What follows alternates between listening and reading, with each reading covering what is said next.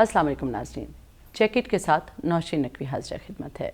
जब हम बात करते हैं इंसानी हुकूक़ की तो पाकिस्तान में इस मौजू को कुछ इज़्ज़त भरी निगाह से देखा नहीं जाता। हमेशा ये बात की जाती है कि ये मोमबत्तियाँ जलाने वाली आंटियों का कोई एजेंडा है जो कहीं वेस्ट से आया है और इसका हमसे क्या ताल्लुक़। जब बात की जाती है कि जी वाकई आप सही कह रहे हैं कि आपका इससे कोई ताल्लुक़ नहीं, तो फिर कहा जाता है कि जी हम तो पाकिस्तानी हैं, हम तो मुसलमान हैं और इस्लाम का तो जो सबसे बड़ा दर्स दिया जाता है वो तो इंसानों के साथ मोहब्बत का दिया जाता है। तो हमारे चूँकि कौलो फ़ेल में तज़ादात हमारी रूटीन की, लाइफ का, ज़िंदगी का, रोज़मर्रा ज़िंदगी का हिस्सा हैं, इसलिए कुछ इतने ज़्यादा बुरी नज़र से नहीं देखे जाते। पाकिस्तान में अगर ख़वातीन के हकूक़ की बात करें तो ये कोई ऐसा मसला नहीं है जिस पर बात करना पसंद की जाए। ये कोई ऐसा मसला भी नहीं है जिसको मसला समझा जाए और ये कोई ऐसा मसला भी नहीं है जिसका हल ढूंढा जाए। हम ख़वातीन पर तशद्दुद में और ख़ास तौर पर घरेलू तशद्दुद को इंतहाई ज़ाती मामला करार देते हैं। हम कहते हैं कि जी ये किसी घर की चारदीवारी के अंदर की बात है और इससे हमें क्या फ़र्क पड़ता है। गुज़िश्ता चंद सालों की बात अगर हम करें तो नूर मुक़द्दम जैसे हादसात, वाक़यात और सानहात भी पाकिस्तान ने देखे।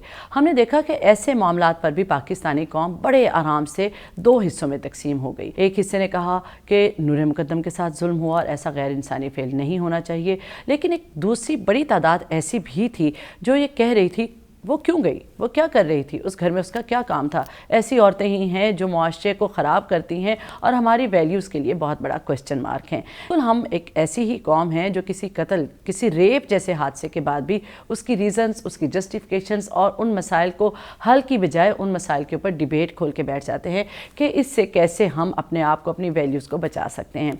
हम चाहते हैं अगर बाहर कोई ऐसा वाक़या हो तो हमारे बच्चों को उसका पता ना चले, उनके कानों में ऐसी कोई गंदी बात ना चली जाए जिससे अचानक उनकी वैल्यूज़ ख़राब हो जाएं।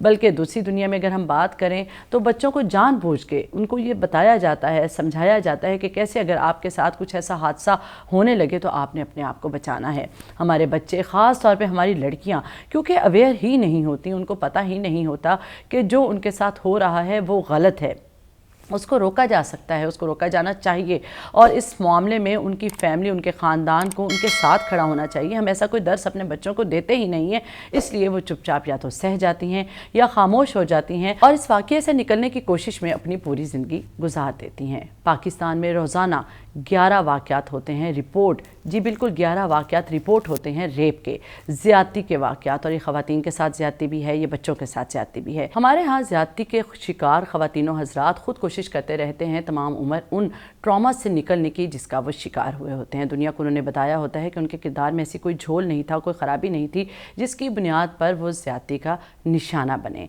2015 से 22 तक पाकिस्तान में 22,000 से ज़ायद केसेस रिपोर्ट हुए, रेप केसेस, बिल्कुल जी रेप केसेस इस्लामी जमहूरिया पाकिस्तान में रिपोर्ट हुए, जिनके ऊपर बहुत सारे मामला तो ऐसे हुए जिनको हमने कहा कि जी बैठ बिठा के बात कर लें, मामला को तय कर लें।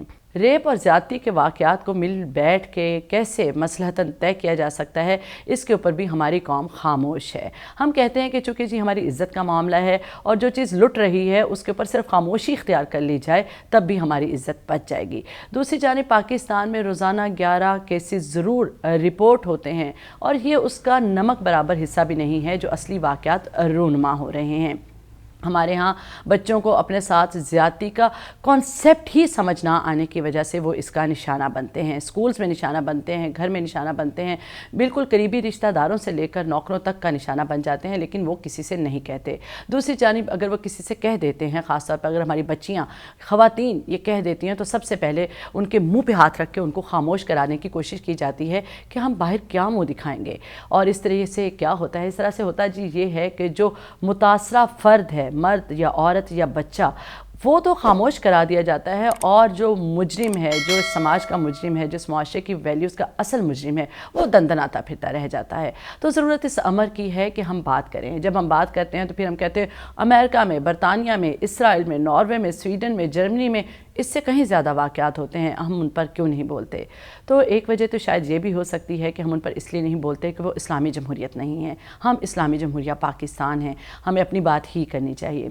दूसरी जानिब अगर हम बात करें कि ऐसे वाक़यात ईरान या सऊदी अरब में हो जाएं तो गर्दनें काट दी जाती हैं। अगर हम मज़हब के हवाले से बात करें, अगर हम मुआशरत के हवाले से बात करें तो यकीनन अमेरिका, बरतानिया में कवानीन इतने मजबूत हैं कि जब कोई औरत, मर्द या बच्चा अपना केस लेकर अदालत में जाता है तो उसकी सुनी जाती है, उसको इंसाफ दिया जाता है।